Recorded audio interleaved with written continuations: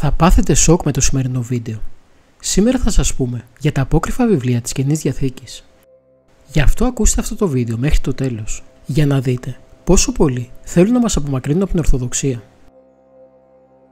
Τα απόκριφα αυτά βιβλία πρόκειται για φανταστικά και νόθα βιβλία, τα οποία άρχισαν να εμφανίζονται κατά το 2ο μετά Χριστό αιώνα. Διακρίνονται σε Ευαγγέλια, πράξεις των Αποστόλων και επιστολές. Ήταν όμως το περιεχόμενό τους τόσο νόθο και ψεύτικο, που από την αρχή χαρακτηρίστηκαν πλαστά, χωρίς κανένα έχνος θεοπνευστίας. Έτσι, αποκλείστηκαν από την Αγία Γραφή. Τα περισσότερα αποτελούν ανθρώπινες προσπάθειες για να συμπληρώσουν τα κενά των αφηγήσεων της Καινής Διαθήκης για τη ζωή του Ιησού. Τις περισσότερες φορές όμως εσκεμμένες. Επίσης, είχαν σκοπό να διαδώσουν αιρετικές διδασκαλίες που δεν είχαν καμία σχέση με την αληθινή πίστη. Τα νόθα αυτά βιβλία δεν πρέπει να συγχέονται με τα γραπτά των Αποστολικών Πατέρων. Μερικά από τα περισσότερα γνωστά απόκριφα βιβλία της Καινής Διαθήκης είναι τα παρακάτω. Πρώτο, το Ευαγγέλιο του Πέτρου. Γράφτηκε στα μέσα του 2ου μετά Χριστό αιώνα και έχει σαν βάση του τα κανονικά Ευαγγέλια, όμως γραμμένο με αντιουηδουαϊκό πνεύμα. Δεύτερο, το κατά Ματθαίον ψευδοευαγγέλιο, το οποίο είναι πλαστή μετάφραση του κατά Ματθαίον Ευαγγελίου με προσθήκη θαυμάτων του Ιησού κατά την παιδική του ηλικία. Τρίτο, το κατά Θωμά Ευαγγέλιο. Γράφτηκε το 2ο μετά Χριστό αιώνα και εξιστορεί την παιδική ηλικία του Ιησού από το 5ο μέχρι το 12ο χρόνο του και παρουσιάζει τον Ιησού να κάνει θαύματα. Τέταρτο, το Ευαγγέλιο του Νικόδημου. Περιλαμβάνει τις πράξεις του Πιλάτου και μια αναφορά του προς τον Αυτοκράτορα Τιβέριο για τη δίκη του Ιησού. Γράφτηκε το 2ο ή τον 5ο αιώνα και είναι τελείως φανταστικό. Πέμπτο, το Πρωτοευαγγέλιο του Ιάκωβου, το οποίο γράφει για την εξιστόρηση γεγονότων από τη γέννηση της Παρθένου Μαρίας μέχρι τη σφαγή των Ιππίων. Περιλαμβάνει γεγονότα που είχαν αρχίσει να κυκλοφορούν κατά το 2ο μετά Χριστού αιώνα και συμπληρώθηκε κατά τον 5ο μετά Χριστού αιώνα. 6. Το Ευαγγέλιο του Ιούδα. Σύμφωνα με μια αναφορά του πατέρα της πρωτοχριστιανικής εκκλησίας Ειρηναίου της Λιών, πρέπει να ανάγεται στα μέσα του 2ου αιώνα και είναι γραμμένο στην ελληνική γλώσσα και είναι έργο της γνωστικής αίρεσης των Σιθιανών. Σύμφωνα με αυτό, Ιούδας δεν πρόδωσε ποτέ τον Ιησού, αλλά εκτελούσε εντολές του. 7. Το κατά Εβραίους Ευαγγέλιο. Γράφτηκε γύρω στο 100 μετά Χριστό και περιέχει προσθήκες στα κανονικά Ευαγγέλια, με μερικά όμως φανταστικά λόγια του Ιησού. 8. Το Ευαγγέλιο των Ευιονιτών. Γράφτηκε μεταξύ του 2ου και του 4ου αιώνα μετά Χριστόν και περιέχει αποσπάσματα των Ευαγγελίων, τονίζοντας τα σημεία εκείνα που οι Ευιονίτες στήριζαν την αιρετική τους διδασκαλία. 9. Το Ευαγγέλιο των Αιγυπτίων. Φανταστικές συνομιλίες του Ιησού με τη Σαλόμη. Γράφτηκε μεταξύ 130 και 150 μετά Χριστόν. 10. Το Ευαγγέλιο του Ιωσήφ του Τέκτονα. Γράφτηκε τον 4ο αιώνα μετά Χριστόν και εμφανίστηκε στην Αίγυπτο με σκοπό να αποδώσει τιμή στον Ιωσήφ. 11. Το Αραβικό Ευαγγέλιο της Γεννήσεως. Φανταστικές διηγήσεις θαυμάτων που έγιναν την περίοδο της σκλαβιάς των Ισραηλιτών στην Αίγυπτο. Γράφτηκε τον 7ο αιώνα μετά Χριστόν. 12. Πράξεις του Παύλου. Γράφτηκε στα μέσα του 2ου αιώνα και περιλαμβάνει την υποτιθέμενη χαμένη επιστολή του Παύλου στους Κορινθίους με σκοπό να διδάξει την εγκράτεια. 13. Πράξεις του Πέτρου. Γράφτηκε στο τέλος του 2ου μετά Χριστόν αιώνα και εξιστορεί συναισθηματική περιπέτεια της κόρης του Πέτρου. 14. Πράξεις του Ιωάννου. Εξιστορεί τη δίθεν επίσκεψη του Ιωάννη στη Ρώμη. Γράφτηκε στο τέλος του 2ου αιώνα μετά Χριστόν. 15. Πράξεις του Ανδρέα. Το βιβλίο στο τέλος αναφέρει το μαρτυρικό θάνατο του Αποστόλου. 16. Πράξεις του Θωμά. Γράφτηκε στο τέλος του 2ου αιώνα μετά Χριστόν και το κείμενό του έχει σκοπό να τονίσει την αποχή από τη σχέση των δύο φίλων. 17.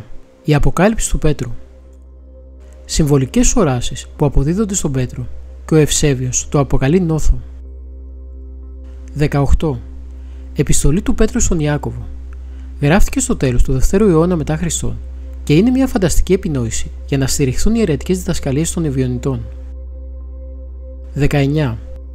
Η Απολαοδική Επιστολή αποτελεί μάζεμα διάφορων φράσεων του Παύλου. Διατείνεται πως είναι η επιστολή που αναφέρεται στην επιστολή προς Κολοσσαείς και πιο συγκεκριμένα κεφάλαιο 4, στίχο 16. 20. Επιστολές του Παύλου προς Ενέκα. Γράφτηκαν τον 4ο αιώνα μετά Χριστόν, θέλοντας να συστήσουν τον χριστιανισμό στους οπαδούς του Ενέκα. 21. Η γέννηση της Μαρίας.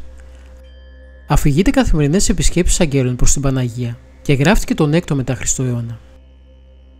22. Η κοίμηση της Μαρίας. Περιέχει αναφορές θαυμάτων και τελειώνει με την αναφορά της μετάβασης της Παρθένου Μαρίας στον Παράδεισο. Γράφτηκε επίσης τον 4ο αιώνα μετά Χριστόν. Και τέλος, τα γράμματα του Αυγάρου. Το βιβλίο εξιστορεί την ιστορία του βασιλιά της Βέρειας Αυγάρου, ο οποίος όταν αρρώστησε έμαθε για τα θαύματα του Ιησού και του έστειλε γράμμα που του ζητούσε να έρθει στη Βέρεια για να το θεραπεύσει. Ο Ιησούς του απάντησε πως έπρεπε να κάνει όλα όσα ήταν θέλημα του Πατέρα και πως μετά θα επέστρεψε στον ουρανό. Θα έστελνε όμως ένα μαθητή του για να το θεραπεύσει. Λέγεται ότι ο μαθητής αυτός ήταν ο Θαδδαίος. Γιατί ένας άπιστος δεν μπορεί να πιστέψει στο Θεό χωρίς να δει θαύματα? Τι λέει ο Άγιος Ιωάννης ο Χρυσόστομος? Γιατί λένε μερικοί δεν γίνονται σήμερα θαύματα? Την απάντησή μου να την ακούσετε με πολύ προσοχή. Γιατί το ερώτημα αυτό το ακούω από πολλούς. Παλιότερα, όσοι λάμβαναν το βάπτισμα, άρχισαν και μιλούσαν ξένες γλώσσες. Τώρα αυτό δεν γίνεται πια. Γιατί σήμερα ο Θεός πήρε τη χάρη των θαυμάτων? Το κάνει όχι για να μας τιμάσει, αλλά για να μας δώσει πιο πολύ τιμή. Πώς? Σας το εξηγώ παρακάτω.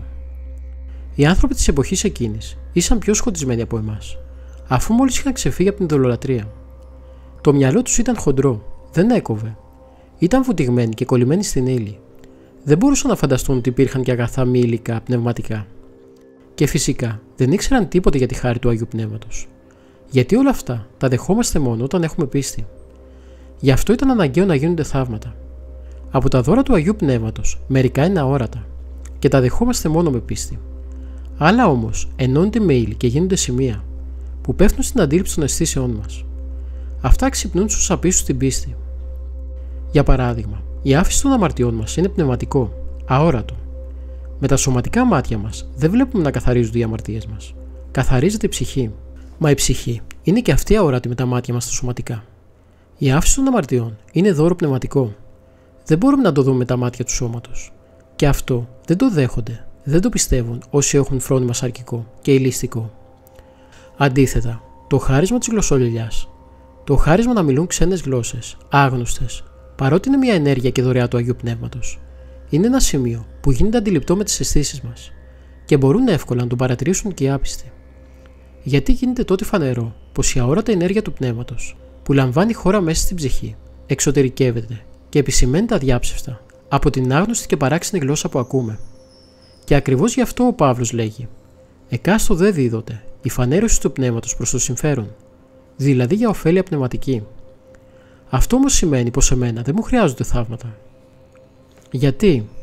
Γιατί έχω μάθει να πιστεύω στη χάρη του Θεού και χωρίς να βλέπω θαύματα. Ανάγκη από αποδείξεις έχει ο άπιστος. Εγώ ο πιστός δεν έχω καθόλου ανάγκη τις υποδείξεις και τα θαύματα. Γιατί παρότι δεν μιλάω ξένες γνώσεις, το ξέρω ότι έχω καθαριστεί από την αμαρτία. Οι παλαιότεροι όμως δεν μπορούσαν να το πιστέψουν αυτό, χωρίς να δουν θαύματα. Και γι' αυτό τα θαύματα τα έδινε ο Θεός, για πιστοποίηση της αλήθειας της πίστης που τους εκήρυταν. Έτσι λοιπόν, κατά κανόνα, τα θαύματα γίνονται προς χάρη όχι των πιστών, αλλά των απίστων, για να μπορέσουν να ενωθούν με τους πιστούς. Το λέγει ο Άγιος Απόστολος Παύλος, πως τα θαύματα είναι σημεία ούτε της πιστεύοντι, αλλά της απίστης.